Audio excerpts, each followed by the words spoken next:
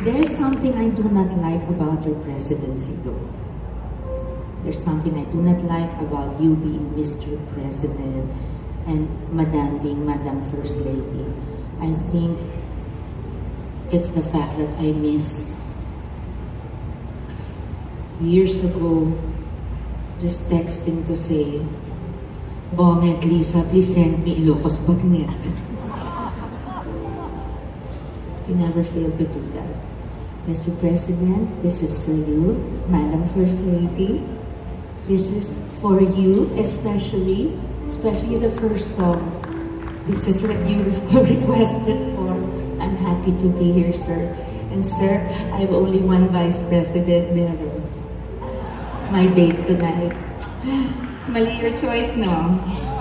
Sorry, okay, let's move on.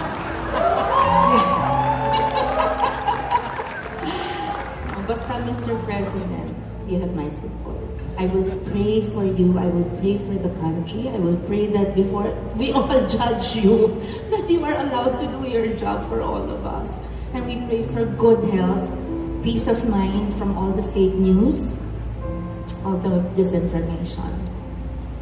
May God be with you every single day, Mr. President and Madam First Lady. Naging Vice President na si Madam First Lady. No, but that's my Vice President, my date.